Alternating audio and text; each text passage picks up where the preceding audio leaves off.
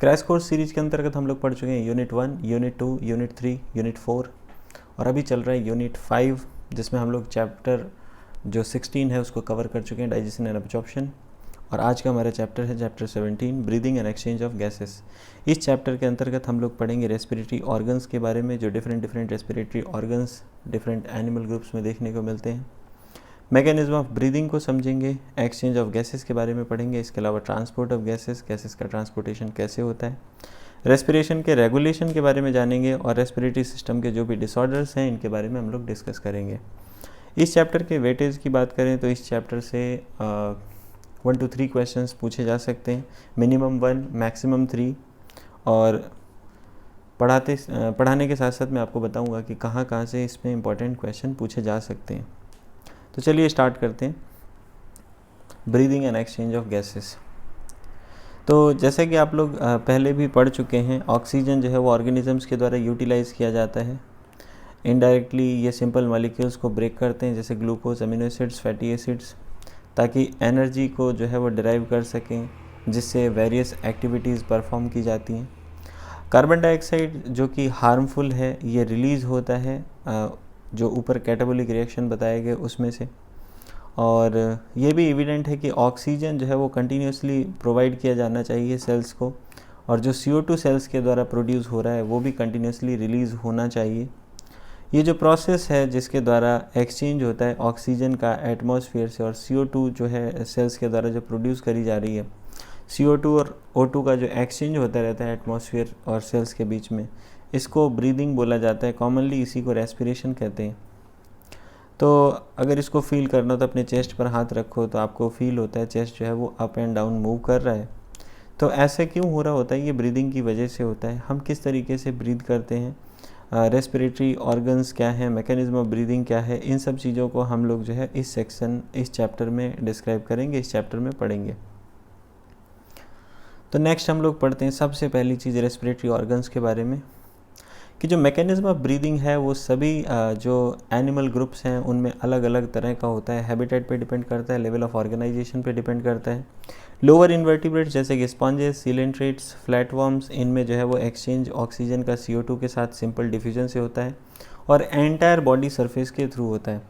Earthworms में क्या होता है, मॉइस्ट क्यूटिकल पाई जाती है। इंसेक्ट्स में नेटवर्क्स ऑफ ट्यूब्स होता है जिसको बोलते हैं ट्रैकियल ट्यूब्स, और इनके थ्रू जो है वो एटमॉस्फेरिक एयर बॉडी में एंटर कर सकती है और गैसेस एक्सचेंज इन्हीं के द्वारा होता है।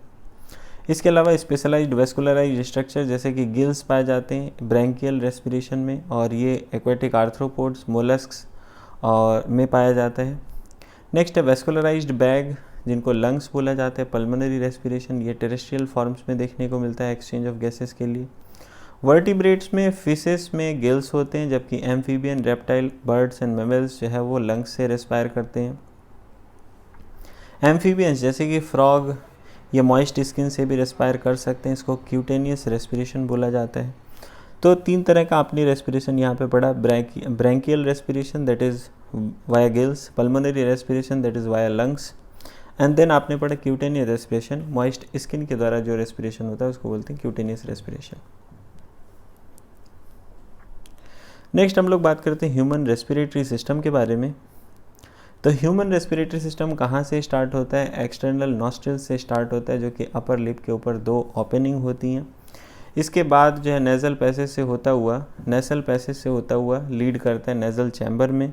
जो नेज़ल चैम्बर है ये ओपन होता है फेरिंग्स में। फेरिंग्स जो है वो एक ऐसा पोर्शन है जो कॉमन होता है फूड एंड एयर के पैसेज के लिए।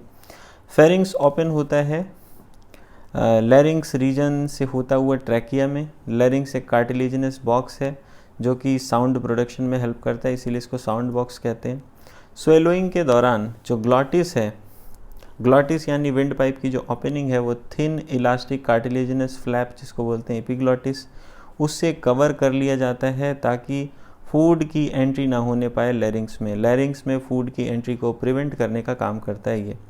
ट्रैकिया के बारे में बात करें, ट्रैकिया एक स्ट्रेट ट्यूब होता है जो मिड थोरेसिक कैविटी तक एक्सटेंड करता है at the level of 5th thoracic vertebra. T5 के लेवल तक ये नीचे तक जाता है और उसके बाद ये डिवाइड कर जाता है right and left primary bronchi में। हर एक प्राइमरी ब्रोंकाई में जो है रिपीटेड डिविजन्स होते हैं, सेकेंडरी और टर्सरी ब्रोंकाई बनाते हैं। फिर ब्रोंक्यूल्स और ब्रोंकियोल्स जो है वो एंड अप करते हैं थिन टर्मिनल ब्रोंकियोल्स में। जो ट्रैकिया है, इसके अलावा primary, secondary and tertiary bronchi है, और इनिशियल ब्रोंकियोल्स ये सपोर्टेड होते हैं इनकम्प्लीट कार्टिलेजिनस रिंग्स से। तो इनकम्प्लीट कार्टिलेजिनस रिंग्स का फंक्शन क्या होता है, ये इनको कोलैप्स होने से बचाते हैं। फिर आगे बात करी जाती है हर एक टर्मिनल ब्रोंकियोल, ये number of thin irregular walled vascularised bag like structures यहाँ से ओरिजिनेट करते हैं, जिनको बोला जाता है अल्वेलाई। जो ब्रांचिंग नेटवर्क है ब्रोंकाई का, ब्रोंकियोल्स का, अल्वेलाई का, ये लंग्स बनाता है। ह्यूमंस में यानी हम लोगों में 2 लंग्स पाए जाते हैं जो कि डबल लेयर्ड प्लूरा से कवर्ड होते हैं, और इनके बीच में जो है वो प्लूरल फ्लूइड प्रेजेंट होता है। प्लूरल फ्लूइड का काम क्या होता है, ये फ्रिक्शन को कम करता है लंग्स की सरफेस पर।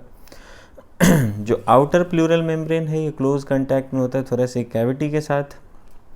चलिए यहाँ पे हम लोग थोड़ा सा डायग्रामेटिक व्यू दिया गया है ह्यूमन रेस्पिरेटरी सिस्टम का, इसको समझ लेते हैं। तो सबसे ऊपर इसको यहाँ से स्टार्ट किया गया एपिग्लॉटिस से, एपिग्लॉटिस के बाद होता है लैरिंक्स, लैरिंक्स के बाद ट्रैकिया, ट्रैकिया जो है T5 के लेवल पर 2 में डिवाइड हो जाता है, लेफ्ट एंड राइट। तो फिर ये प्राइमरी ब्रोंकस, सिंगुलर ब्रोंकस, और प्लूरल को बोलते हैं ब्रोंकाई। फर्दर इसमें डिफरेंट डिविजन्स देखने को मिलते हैं जो कि डायग्राम में शो किए गए हैं। लंग्स की जो कवरिंग है उनको बोलते हैं प्लूरल मेम्ब्रेन, और ये स्ट्रक्चर दिखाया गया अल्वेलाई। इनके जो प्लूरल मेम्ब्रेन्स हैं इनके बीच में प्लूरल फ्लूइड भरा होता है, और टर्मिनल ब्रोंकियोल यहाँ पे शो किया गया है। नीचे की तरफ डायफ्राम होता है, दोनों लंग्स के बीच में हार्ट प्रेजेंट होता है, एंड ये रिब्स को रिप्रेजेंट करते हुए कुछ जो है फॉर्म शो करी गई है, कट एंड ऑफ रिब्स, और लंग के स्ट्रक्चर को दिखाया गया। ये सेक्शनल व्यू है लेफ्ट लंग का, जो भी यहाँ पे जो है वो शो किया गया है। तो हम लोग क्या पढ़ रहे थे कि जो आउटर प्लूरल मेम्ब्रेन है ये क्लोज कांटेक्ट में होती है थोरेसिक लाइनिंग के, जबकि जो इनर प्लूरल मेम्ब्रेन है ये कांटेक्ट में होती है लंग सरफेस के। जो पार्ट स्टार्ट होता है एक्सटर्नल नॉस्ट्रिल से अप टू टर्मिनल ब्रोंकियोल्स तक, ये बनाता है कंडक्टिंग पार्ट, जबकि अल्वेलाई और उनकी जो डक्ट्स हैं रेस्पिरेटरी या एक्सचेंज पार्ट बनाते हैं।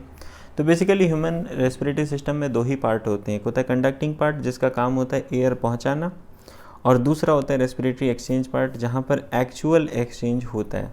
तो कंडक्टिंग पार्ट का काम क्या है, ये एटमॉस्फेरिक एयर को अल्वेलाई तक पहुंचाता है, इसके अलावा फॉरेन पार्टिकल्स से उसको क्लियर करता है, ह्यूमिडिफाई करता है, और एयर को बॉडी टेम्परेचर पे लाता है। तो 3 मेन फंक्शन हो गए इसके, एक तो एयर को ट्रांसपोर्ट करेगा, दूसरा फॉरेन पार्टिकल्स से क्लियर करेगा, ह्यूमिडिफाई करेगा, और तीसरा क्या है, उसको टेम्परेचर जो है वो बॉडी टेम्परेचर के बराबर लाएगा।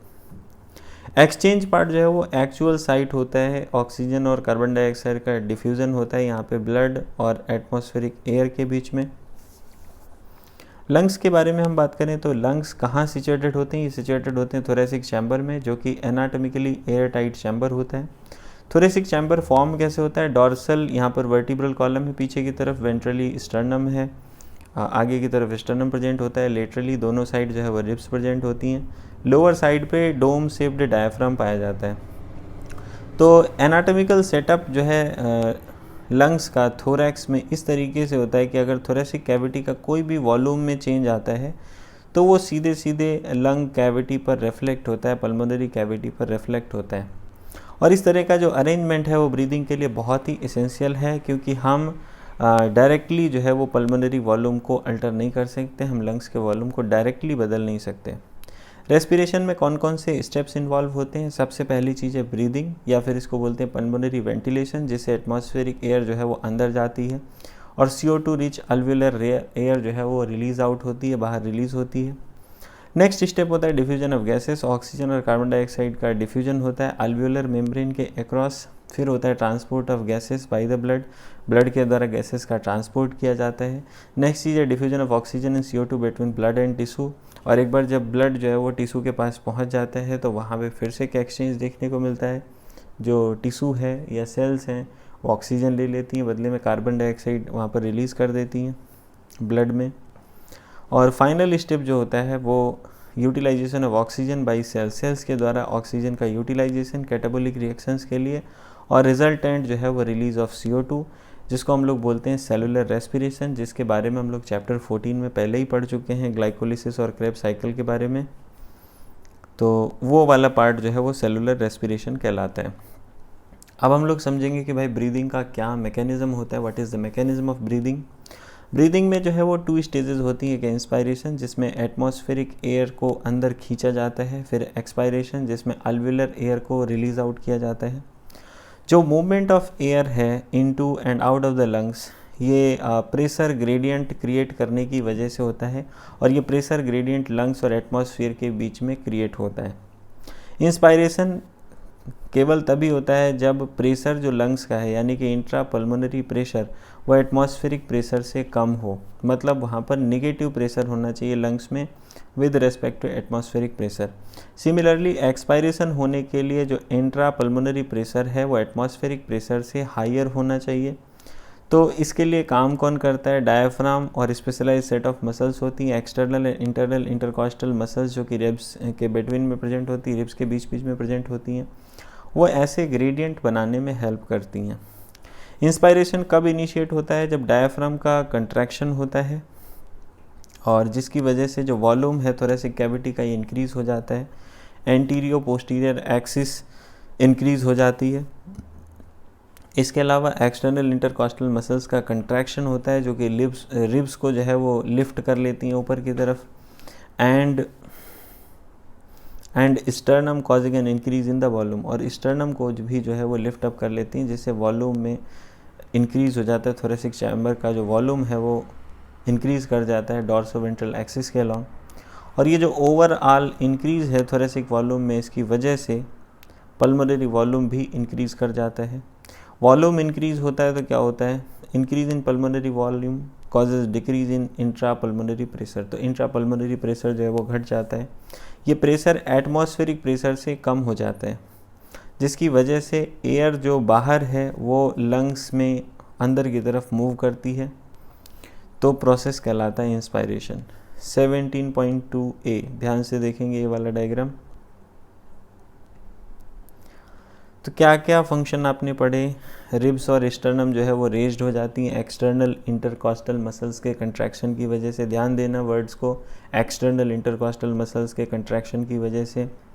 ये रिब केज यहाँ पे शो किया गया है, ये अपवर्ड एंड आउटवर्ड मूव कर जाता है। डायफ्राम कंट्रैक्टेड होता है तो डाउनवर्ड एंड फ्लैट हो जाता है।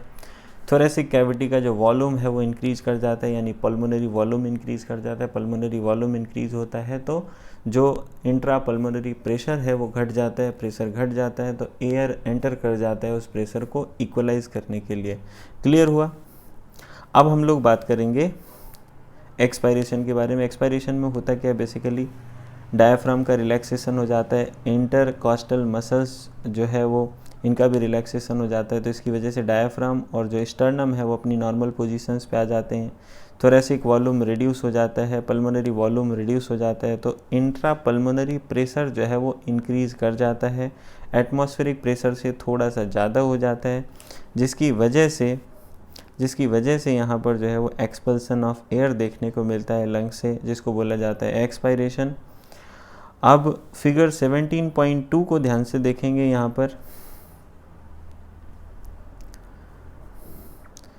समझेंगे कि जब इंटरकॉस्टल मसल्स रिलैक्स हो जाती हैं तो रिब्स और स्टर्नम जो है वो अपनी ओरिजिनल पोजीशन पे रिटर्न हो जाते हैं। डायफ्राम रिलैक्स होता है तो ये वापस अपनी डोम शेप्ड पोजीशन में चला जाता है, आर्च कर जाता है ऊपर की तरफ। जो वॉल्यूम है थोरेसिक कैविटी का वो घट जाता है, यानी कि पल्मोनरी वॉल्यूम घट जाता है। वॉल्यूम घटता है तो प्रेशर इंक्रीज़ कर जाता है। ये प्रेशर जो है वो एटमॉस्फेरिक प्रेशर से थोड़ा सा ज़्यादा हो जाता है तो एयर एक्सपेल्ड हो जाता है लंग से, एयर बाहर चला जाता है लंग से। तो इस तरह से प्रोसेस ऑफ एक्सपायरेशन होता है। क्लियर। आगे समझते हैं। We have the ability to increase the strength of inspiration and expiration. हमारे अंदर ये एबिलिटी होती है कि हम इंस्पायरेशन और एक्सपायरेशन का जो स्ट्रेंथ है उसको इंक्रीज़ कर सकते हैं एडिशनल मसल्स के द्वारा जो एब्डोमेन में प्रेजेंट होती हैं। आगे नॉर्मल ब्रीदिंग रेट की बात करी जाती है कि ऑन एन एवरेज एक हेल्दी ह्यूमन बींग्स कितना ब्रीथ करता है, 12 to 16 टाइम्स ब्रीथ करता है पर मिनट। तो ये नॉर्मल ब्रीदिंग रेट हो गया 12 to 16 टाइम्स पर मिनट। जो वॉल्यूम ऑफ एयर इन्वॉल्व होता है ब्रीदिंग मूवमेंट्स में उसको भी एस्टिमेट किया जा सकता है स्पायरोमीटर के थ्रू, जो कि क्लिनिकल असेसमेंट के लिए बहुत ज़्यादा हेल्पफुल होता है कि पल्मोनरी फंक्शंस नॉर्मल हैं कि नहीं है। तो इसके लिए टेस्ट होता है पल्मोनरी फंक्शन टेस्ट, उसमें डिफरेंट रेस्पिरेटरी वॉल्यूम्स को नापा जाता है स्पायरोमीटर के थ्रू। नेक्स्ट हम लोग समझेंगे भाई रेस्पिरेटरी वॉल्यूम्स और कैपेसिटीज़ क्या क्या होती हैं। ये बहुत ज़्यादा इंपॉर्टेंट है, मैच द फॉलोइंग की फॉर्म में क्वेश्चन पूछा जाता है इनसे, और एग्ज़ाम पॉइंट ऑफ व्यू से बहुत ही ज़्यादा इंपॉर्टेंट है। ये बेसिक वाली नहीं, जो अगले पेज पे दे रखी है वो वाली। टाइडल वॉल्यूम की हम बात करें तो सबसे सिंपल है, बड़ी आसानी से याद रहता है, नॉर्मल है। वो वॉल्यूम ऑफ एयर जिसको हम नॉर्मल रेस्पिरेशन के दौरान इंस्पायर या एक्सपायर करते हैं, इसकी वैल्यू 500 ml होती है अप्रॉक्सीमेट। हेल्दी ह्यूमन जो है वो कितना ml of air per minute inspire कर सकता है, तो टाइडल वॉल्यूम को उठाओ, रेस्पिरेटरी रेट से इसको मल्टीप्लाई कर दो, पर मिनट वॉल्यूम आ जाएगा। तो ये लगभग आता है 6000 to 8000 ml of air per minute, क्योंकि एक बार में 500 ml ले रहा है और जो नॉर्मल ब्रीदिंग रेट है वो 12 to 16 टाइम्स पर मिनट होता है, तो उसको मल्टीप्लाई किया तो 6000 to 8000 ml of air per minute आ गया। नेक्स्ट हम लोग बात करते हैं इंस्पायरेटरी रिजर्व वॉल्यूम के बारे में। इंस्पायरेटरी रिजर्व वॉल्यूम का मतलब क्या है? Additional volume of air person can inspire by forceful inspiration. Forceful inspiration के द्वारा नॉर्मल इंस्पायरेशन के बाद इंसान और कितना ज़्यादा एयर अंदर ले सकता है, इसका एवरेज कितना होता है 2500 ml to 3000 ml। फिर आता है expiratory reserve volume. Expiratory reserve volume का मतलब क्या हुआ? Additional volume of air person can expire by forceful expiration. Normal expiration के बाद आप कितनी और एयर बाहर कर सकते हो, कितनी वॉल्यूम ऑफ एयर को एक्सपायर कर सकते हो फोर्सफुल एक्सपायरेशन के द्वारा, इसका एवरेज आता है 1000 ml to 1100 ml।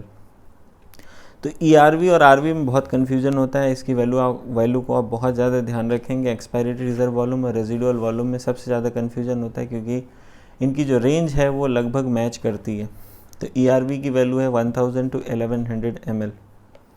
नेक्स्ट हम लोग समझते हैं रेजिडुअल वॉल्यूम के बारे में। मैंने आपको पहले ही बोला इनकी रेंज मैच करती है, वो 1000 से 1100 या 1100 से 1200। रेजिडुअल वॉल्यूम क्या है? Volume of air remaining in the lungs even after forcible expiration. ताकत लगा के सांस छोड़ने के बाद भी जो वॉल्यूम ऑफ एयर लंग्स में रह जाता है उसको बोलते हैं रेजिडुअल वॉल्यूम, और इसका एवरेज आता है 1100 to 1200 ml। और अब जितने भी वॉल्यूम्स हमने पढ़ लिए, अगर इन्हीं को जोड़ घटाते हैं तो हमें बहुत सारी डिफरेंट पल्मोनरी कैपेसिटीज़ आ जाती हैं, जिनको क्लिनिकल डायग्नोसिस में यूज़ किया जाता है। सबसे पहले हम लोग बात करेंगे inspiratory capacity. Inspiratory capacity actual में क्या है? टोटल वॉल्यूम ऑफ एयर जो कि एक पर्सन इंस्पायर कर सकता है नॉर्मल एक्सपायरेशन के बाद। क्लियर हुआ? फिर से समझ लें, वो टोटल वॉल्यूम ऑफ एयर जो नॉर्मल सांस छोड़ने के बाद इंसान सांस अंदर खींच सकता है, मैक्सिमम कितना खींच सकता है, वो कहलाता है इंस्पायरेटरी कैपेसिटी। इसके अंदर टाइडल वॉल्यूम जुड़ गया, क्योंकि 500 ml तो पहले तो वो जुड़ेगा ही। फिर इंस्पायरेटरी रिजर्व वॉल्यूम भी जुड़ गया कि मैक्सिमम अमाउंट ऑफ एयर आप कितना अंदर ले सकते हो नॉर्मल एक्सपायरेशन के बाद। इसको कहते हैं TV + IRV। नेक्स्ट बात करें एक्सपायरेटरी कैपेसिटी के बारे में। ये टोटल वॉल्यूम ऑफ एयर है जो पर्सन एक्सपायर कर सकता है नॉर्मल इंस्पायरेशन के बाद। फिर से समझ लें, नॉर्मल सांस लेने के बाद आप कितना वॉल्यूम ऑफ एयर बाहर छोड़ सकते हो, बाहर निकाल सकते हो। इसमें जुड़ेगा टाइडल वॉल्यूम और एक्सपायरेटरी रिजर्व वॉल्यूम। तो टाइडल वॉल्यूम और एक्सपायरेटरी रिजर्व वॉल्यूम दोनों को मिला के कहलाता है एक्सपायरेटरी कैपेसिटी। नेक्स्ट हम लोग बात करते हैं फंक्शनल रेजिडुअल कैपेसिटी के बारे में। वो वॉल्यूम ऑफ एयर जो लंग्स में रह जाता है नॉर्मल एक्सपायरेशन के बाद, यानी नॉर्मल एक्सपायरेशन के बाद जो वॉल्यूम ऑफ एयर लंग्स में रहता है या रह जाता है, नॉर्मल सांस छोड़ने के बाद जो वॉल्यूम ऑफ एयर लंग्स में रह जाता है। क्लियर हुआ? तो इसमें इंक्लूड होता है ERV + RV, जो एक्सपायरेटरी रिजर्व वॉल्यूम है प्लस रेजिडुअल वॉल्यूम, ये दोनों जुड़ जाते हैं। ठीक, नेक्स्ट हम लोग बात करेंगे वाइटल कैपेसिटी के बारे में। वाइटल कैपेसिटी क्या है? ये मैक्सिमम वॉल्यूम ऑफ एयर है जो पर्सन ब्रीद इन कर सकता है आफ्टर फोर्स्ड एक्सपायरेशन। समझना ध्यान से, ये वो मैक्सिमम वॉल्यूम ऑफ एयर है जो पर्सन अंदर खींच सकता है ताकत लगा के सांस छोड़ने के बाद। ताकत लगा के सांस छोड़ने के बाद जो मैक्सिमम वॉल्यूम ऑफ एयर अंदर खींच सकता है उसको बोलते हैं वाइटल कैपेसिटी। तो इसके अंदर जुड़ जाएगा ERV, TV and IRV। Expiratory reserve volume जुड़ गया, टाइडल वॉल्यूम जुड़ गया, इंस्पायरेटरी रिजर्व वॉल्यूम जुड़ गया। इसकी डिफिनीशन को दूसरे तरीके से भी लिखा जा सकता है, the maximum volume of air person can breathe out after a forced inspiration. ताकत लगा के सांस अंदर खींचने के बाद, कस के सांस भर लिया, उसके बाद जितनी हवा बाहर छोड़ सकता है वो भी वाइटल कैपेसिटी ही कहा जाता है। क्योंकि ताकत लगा के कहने का मतलब, तो इसमें IRV जुड़ गया पहले ही, फिर बीच का टाइडल वॉल्यूम जुड़ गया, फिर आप सांस नॉर्मल सांस छोड़ने के बाद और कितना छोड़ सकते हो तो वो हो गया ERV भी जुड़ गया। तो इस तरीके से ERV plus TV plus IRV तीनों मिला के वाइटल कैपेसिटी कहलाता है। नेक्स्ट हम लोग बात करते हैं टोटल लंग कैपेसिटी के बारे में। ये टोटल वॉल्यूम ऑफ एयर है जो लंग्स में एकोमोडेट होता है at the end of forced inspiration. ताकत लगा के सांस अंदर लेने के बाद जो total volume of air lungs में पाया जाता है उसको बोलते हैं। तो इसमें जुड़ता है residual volume ERV, TV and IRV, या फिर वाइटल कैपेसिटी और रेजिडुअल वॉल्यूम को आपस में जोड़ दो तो आ जाता है टोटल लंग कैपेसिटी। नेक्स्ट हम लोग बात करते हैं एक्सचेंज ऑफ गैसेस के बारे में। तो अल्वियोलाई जो है वो प्राइमरी साइट होते हैं एक्सचेंज ऑफ गैसेस के लिए। जो एक्सचेंज ऑफ गैसेस है वो ब्लड और टिश्यू के बीच में भी होता है। ऑक्सीजन और कार्बन डाइऑक्साइड जो एक्सचेंज होते हैं ये सिंपल डिफ्यूजन के द्वारा होते हैं, मेनली प्रेशर या कंसंट्रेशन ग्रेडियंट पे डिपेंड करता है। जो गैसेस की सॉल्युबिलिटी है एज वेल एज जो मेम्ब्रेन की थिकनेस है जो डिफ्यूजन में इन्वॉल्व हो रही है, उन मेम्ब्रेन्स की थिकनेस भी इंपॉर्टेंट फैक्टर्स हैं और ये रेट ऑफ डिफ्यूजन को अफेक्ट करते हैं। अब आगे पार्शियल प्रेशर की बात करी जा रही है। भाई pressure contributed bye an individual gas, वो प्रेशर जो इंडिविजुअल गैस के मॉलिक्यूल्स की वजह से कंट्रीब्यूट किया जाता है मिक्सचर ऑफ गैसेस में, उसको बोलते हैं पार्शियल प्रेशर। तो इसको रिप्रेजेंट करते हैं PO2 से ऑक्सीजन के लिए, PCO2 से जो है वो कार्बन डाइऑक्साइड के लिए। पार्शियल प्रेशर जो है इन दोनों गैसेस का एटमॉस्फेरिक एयर में कितना होता है और दो साइट ऑफ डिफ्यूजन है वहाँ पर कितना होता है, ये टेबल 17.1 में दिया हुआ है और 17.3 में भी दिया हुआ है। तो पहले हम लोग ये वाला टेबल समझते हैं 17.1 में क्या क्या दे रखा है, ध्यान से देखेंगे। Respiratory gas oxygen and carbon dioxide, atmospheric air में जो ऑक्सीजन है उसका पार्शियल प्रेशर होता है 159, CO2 का होता है 0.3, अल्वियोलाई में है 104 और CO2 का 40। डीऑक्सीजनेटेड ब्लड में ऑक्सीजन होता है 40, कार्बन डाइऑक्साइड 45 और ऑक्सीजनेटेड ब्लड में ऑक्सीजन 95, कार्बन डाइऑक्साइड 40। टिश्यूज़ में फिर से जो है वो डीऑक्सीजनेटेड वाला ही परसेंटेज आ जाता है, जो पार्शियल प्रेशर है वो सेम रहता है 40 एंड 45। तो नेक्स्ट हम लोग समझते हैं कि भाई डायग्रामेटिक रिप्रेजेंटेशन दिया है एक्सचेंज ऑफ गैसेस का अल्वियोलाई में और बॉडी टिश्यू में। इसके अलावा ब्लड के बारे में बताया गया और ट्रांसपोर्ट ऑफ ऑक्सीजन और कार्बन डाइऑक्साइड के बारे में भी यहाँ पर एक्सप्लेन किया गया है। ध्यान से देखते हैं इस डायग्राम को, समझेंगे एक एक चीज़ को। सबसे पहले हम लोग बात कर रहे हैं यहाँ इंस्पायरेशन की। इंस्पायरेशन हुआ, एयर अंदर आई, यहाँ पर PO2 कितना है 104 mmFHg, PCO2 कितना है 40 mmFHg। तो ऑक्सीजन जो है इधर डीऑक्सीजनेटेड ब्लड की बात कर रहे हैं, डीऑक्सीजनेटेड ब्लड में PO2 कितना है 40, PCO2 है 45।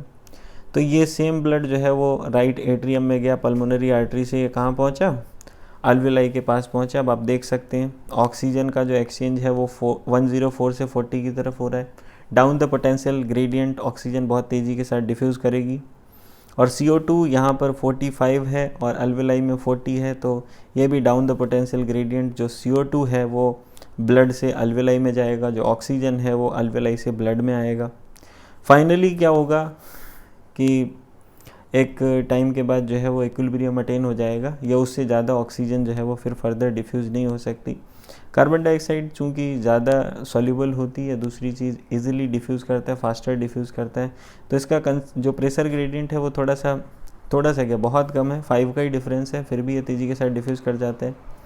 जो ऑक्सीजन है उसका जो डिफरेंस है वो काफ़ी ज़्यादा है, फिर भी उतनी तेज़ी के साथ डिफ्यूज़ नहीं करता है। तो ऑक्सीजनेटेड ब्लड जो है वो पल्मोनरी वेन के थ्रू किस में आता है, लेफ़्ट एट्रिया में आता है और लेफ़्ट एट्रिया से ये मेन सिस्टमिक एओर्टा से रिलीज़ होता हुआ, सिस्टमिक आर्टरी से रिलीज़ होता हुआ ऑक्सीजनेटेड ब्लड टिश्यू के पास पहुंचता है। ऑक्सीजनेटेड ब्लड में हम PCO2 और O2 की बात करें तो यहाँ पर PO2 95 mmFHg देखने को मिलता है, PCO2 40 mmFHg देखने को मिलता है। तो ऑक्सीजन वहाँ 104 था, लेकिन आते आते सारा का सारा नहीं आ सकता, ये 95 mmFHg यहाँ पर हो पाता है, लेकिन CO2 जो है वो पूरी तरीके से निकल गया, वहाँ 40 था और ये 40 बैलेंस हो जाता है, क्योंकि बताया CO2 तेज़ी के साथ डिफ्यूज़ कर सकता है। फर्दर हम बॉडी टिश्यूज़ के बारे में बात करें तो बॉडी टिश्यूज़ ऑक्सीजन ले लेते हैं, CO2 रिलीज़ कर देते हैं।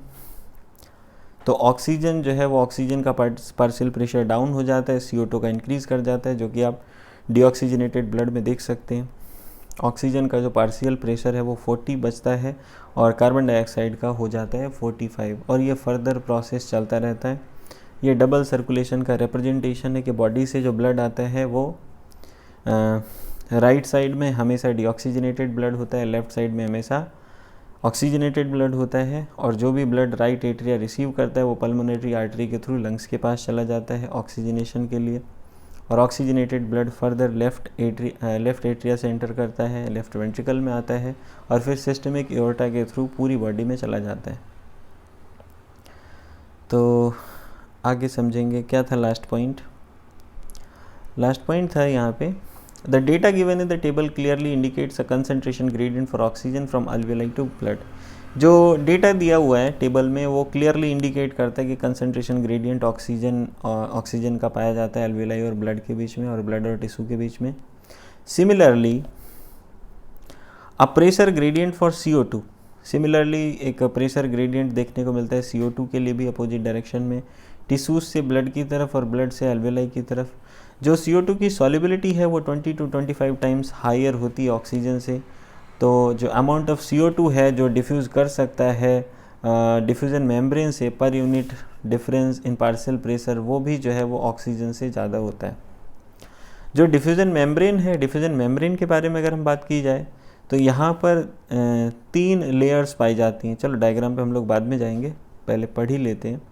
3 मेजर लेयर्स यहाँ पर पाई जाती हैं, नेमली थिन स्क्वेमस एपिथेलियम होती है अल्वेलाई की, इसके अलावा एंडोथेलियम होती है अल्वेलर कैपिलरीज की, और एक बेसमेंट सब्सटेंस होता है जो कि थिन बेसमेंट मेम्ब्रेन का बना हुआ होता है, जो कि स्क्वेमस एपिथेलियम को सपोर्ट करने का काम करता है, और बेसमेंट मेम्ब्रेन जो है वो single layered endothelial cells of capillaries को सराउंड करती है, ये इनके बीच में प्रेजेंट होती है।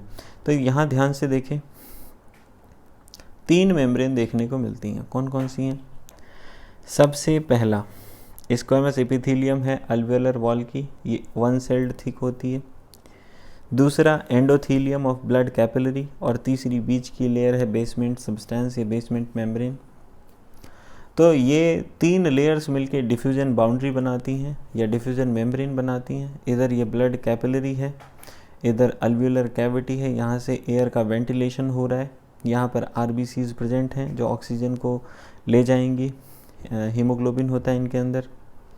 तो यहाँ पर देख सकते हैं, हालांकि इनकी जो टोटल थिकनेस है तीनों मेम्ब्रेन को, 2 मेम्ब्रेन और एक बेसमेंट सब्सटेंस को मिला के, ये 1 मिलीमीटर से कम होती है। Therefore, all the factors in our body are favorable for diffusion of O2 from alveoli to tissues and that of CO2 from tissues to alveoli। तो इस तरीके से जितने भी फैक्टर्स हैं हमारी बॉडी में, ये सभी फेवरेबल होते हैं ऑक्सीजन का अल्वेलाई से टिश्यू में डिफ्यूज़न होने के लिए और CO2 का टिश्यू से अल्वेलाई में डिफ्यूज़न होने के लिए। एक्चुअली इन्होंने पूरा प्रोसेस जो है ना शॉर्ट में कर दिया। पहला डिफ्यूज़न होता है अल्वेलाई से ब्लड में, दूसरा होता है ब्लड से टिश्यू में, और उसको यहाँ पे एक साथ शॉर्ट करके लिख दिया गया अल्वेलाई से टिश्यू और टिश्यू से अल्वेलाई। क्लियर?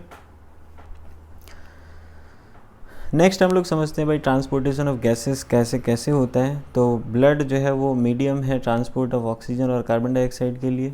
सबसे पहले हम ऑक्सीजन की बात करें तो 97% ऑक्सीजन जो है वो RBC के साथ जाता है ऑक्सी हीमोग्लोबिन की फॉर्म में। जो रिमेनिंग 3% ऑक्सीजन है ये डिज़ोल्व्ड स्टेट में जाता है प्लाज्मा के थ्रू। फिर कार्बन डाइऑक्साइड की बात करी जाती है, 20 to 25% CO2 जो है वो RBCs के द्वारा ट्रांसपोर्ट किया जाता है कार्बामीनो हीमोग्लोबिन की फॉर्म में। जब CO2 हीमोग्लोबिन के साथ कंबाइन करता है तो कंपाउंड बनता है कार्बामीनो हीमोग्लोबिन। ये भी एक टेम्परेरी अनस्टेबल कंपाउंड होता है। और 70% यानी कि most of the carbon dioxide जो है वो बाइकार्बोनेट आयंस की फॉर्म में कैरी किया जाता है। 7% CO2 जो है वो डिज़ोल्व्ड स्टेट में जाता है प्लाज्मा के थ्रू। ये सारी वैल्यू अप्रॉक्सीमेशन में है। ऑक्सीजन के ट्रांसपोर्ट की हम बात कर रहे हैं मेनली। पहले तो ऑक्सीजन का जो ट्रांसपोर्ट है, बेसिकली देखो हीमोग्लोबिन एक red coloured iron containing pigment है जो RBC में पाया जाता है। ऑक्सीजन जो है वो हीमोग्लोबिन के साथ बाइंड कर सकता है, रिवर्सिबल मैनर में फॉर्म करता है ऑक्सी हीमोग्लोबिन। हर एक हीमोग्लोबिन मॉलिक्यूल मैक्सिमम 4 मॉलिक्यूल ले जा सकता है ऑक्सीजन का। जो बाइंडिंग है ऑक्सीजन की हीमोग्लोबिन के साथ, ये पार्शियल प्रेशर ऑफ ऑक्सीजन पे डिपेंड करता है primarily. Partial pressure of CO2, hydrogen ion concentration, इसके अलावा टेम्परेचर, ये दूसरे फैक्टर्स हैं जो इस बाइंडिंग के साथ इंटरफेयर करने का काम करते हैं।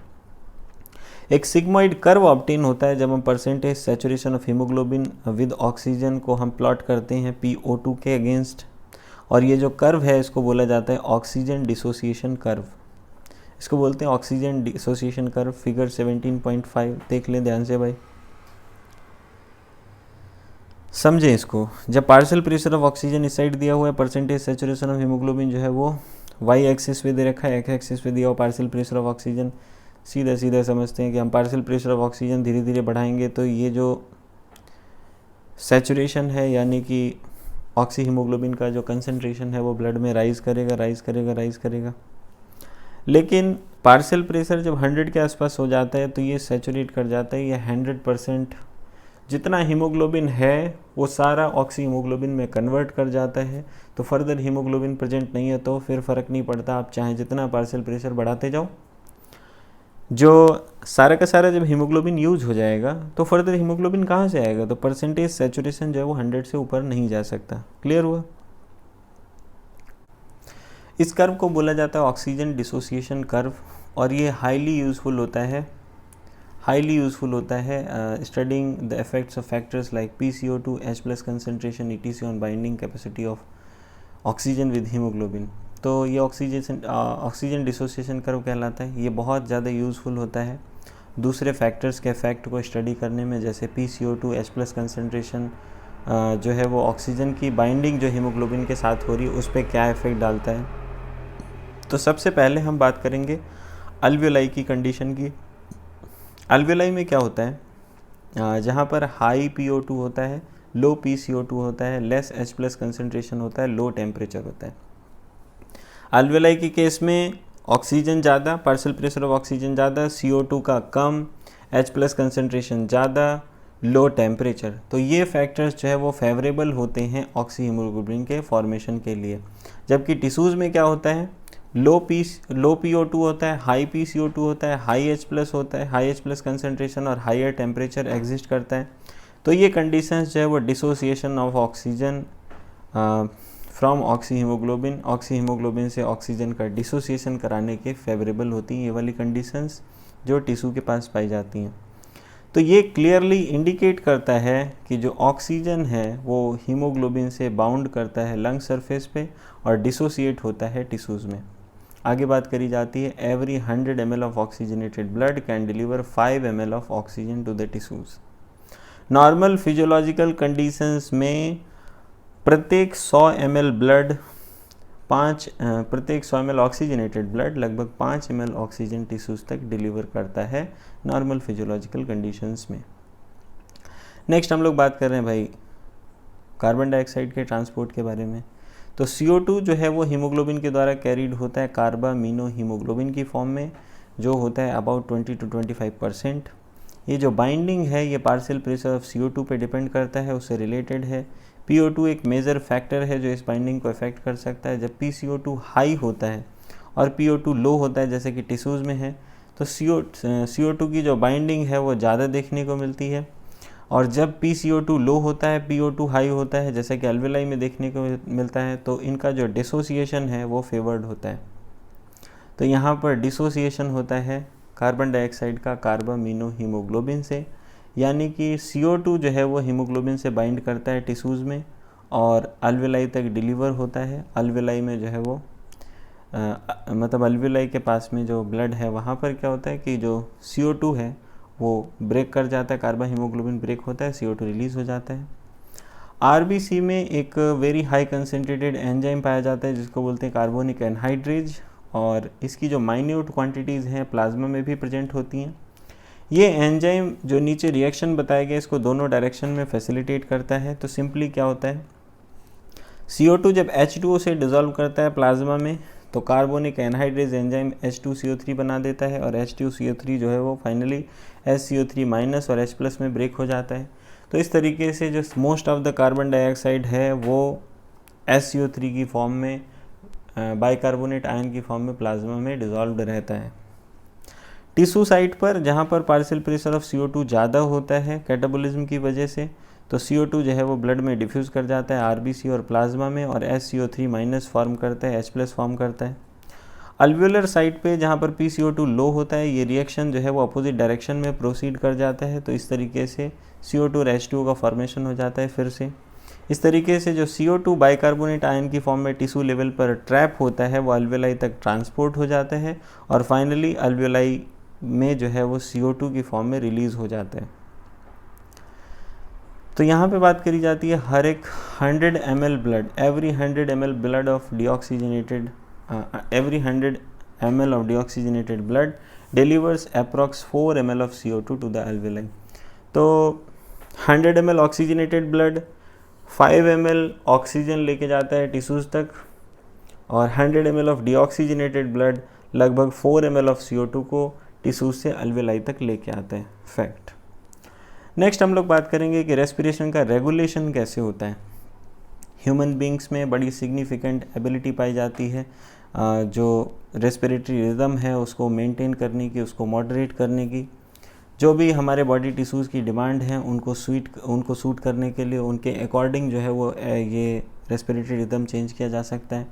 ये न्यूरल सिस्टम की हेल्प से होता है कि स्पेशलाइज्ड सेंटर है मेडुला रीजन में प्रेजेंट होता है जिसको बोलते हैं रेस्पिरेटरी रिदम सेंटर। प्राइमरली जो है ये इसके रेगुलेशन के लिए रिस्पॉन्सिबल होता है। एक दूसरा सेंटर है जो पॉन्स रीजन में पाया जाता है ब्रेन के, इसको बोलते हैं न्यूमोटैक्सिक सेंटर। ये जो है वो रेस्पिरेटरी रिदम सेंटर के फंक्शंस को मॉडरेट करने का काम करता है। न्यूरल सिग्नल्स इस सेंटर से जो है वो इंस्पायरेशन को रिड्यूस कर सकते हैं। ध्यान देना, ये पूछा जाता है कि जो पॉन्स है वो क्या करता है या मेडुला है वो क्या करता है, तो ध्यान देना जो न्यूमोटैक्सिक सेंटर है वो रेस्पिरेटरी रिदम सेंटर के फंक्शंस को मॉडरेट कर सकता है, उनको चेंज कर सकता है। तो इस सेंटर से यानी कि न्यूमोटैक्सिक सेंटर से जो सिग्नल मिलता है वो ड्यूरेशन ऑफ इंस्पिरेशन को घटाता है, तो इस तरीके से ये रेस्पिरेटरी रेट को अल्टर करता है। इसके अलावा एक कीमोसेंसिटिव एरिया प्रेजेंट होता है रिदम सेंटर के पास में जो कि हाईली सेंसिटिव होता है कार्बन डाइऑक्साइड के लिए। ऑक्सीजन से कोई मतलब नहीं है, कार्बन डाइऑक्साइड और हाइड्रोजन आयंस। ध्यान देना, क्वेश्चन पूछा जाता है क्या ऑक्सीजन कंसंट्रेशन का इंपॉर्टेंस होता है रेगुलेशन ऑफ रेस्पिरेशन में, तो नहीं होता, कोई खास इंपॉर्टेंस नहीं होता है। हाँ, CO2 और H+ आयंस का इंपॉर्टेंस होता है। तो एक कीमोसेंसिटिव एरिया प्रेजेंट होता है रिदम सेंटर के पास में जो कि हाईली सेंसिटिव होता है CO2 और हाइड्रोजन आयंस के लिए। इन सब्सटेंसेस के कंसंट्रेशंस में अगर इंक्रीज़ होता है तो ये इस सेंटर को एक्टिवेट कर देता है जो रिदम सेंटर को सिग्नल भेजेगा ताकि नेसेसरी एडजस्टमेंट किए जा सकें और रेस्पिरेटरी प्रोसेस में चेंज किया जा सके और इन सब्सटेंसेस को एलिमिनेट किया जा सके। बेसिकली CO2 जब ज़्यादा होगा तो क्या होगा, ब्रीदिंग रेट फास्ट हो जाएगा ताकि जल्दी से CO2 को बाहर किया जा सके। इसके अलावा कुछ रिसेप्टर्स एओर्टिक आर्च के पास, कैरोटिड आर्टरी के पास पाए जाते हैं जो CO2 कंसंट्रेशन और H+ कंसंट्रेशन में जो भी चेंजेज आते हैं उनको रिकॉग्नाइज करते हैं, नेसेसरी सिग्नल्स को रिदम सेंटर को भेजते हैं ताकि उसको सुधारने के एक्शन किए जा सकें, रेमेडियल एक्शंस किए जा सकें। Role of oxygen in the regulation of respiratory rhythm is quite insignificant. ये लाइन आप बिल्कुल ध्यान रखें, एग्जाम में पूछा जाता है ऑक्सीजन का रोल क्या होता है। जो ऑक्सीजन का रोल है रेस्पिरेटरी रिदम सेंटर के रेगुलेशन में, इसका कोई खास महत्व तो नहीं होता है, क्वाइट इनसिग्निफिकेंट होता है। आगे हम लोग डिसऑर्डर्स के बारे में बात करेंगे रेस्पिरेटरी सिस्टम के।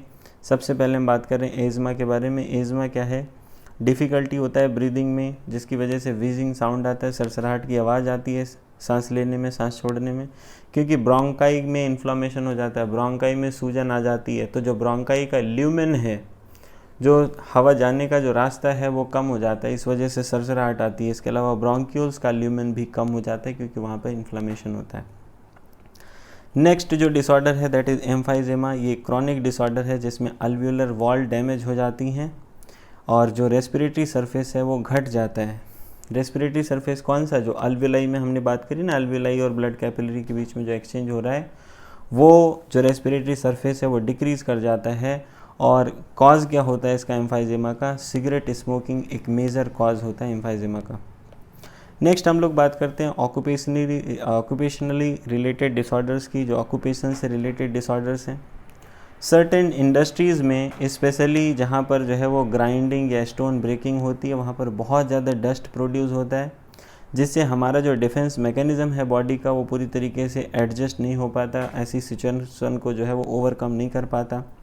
तो अगर लॉन्ग एक्सपोजर हो जाता है इन सब चीज़ों से तो इन्फ्लामेशन होता है। इन्फ्लामेशन के बाद जो है वो फाइब्रोसिस हो जाती है लंग्स में, फाइब्रस टिश्यू का प्रोलिफ्रेशन हो जाता है, जिसकी वजह से लंग्स को सीरियस डैमेज होता है।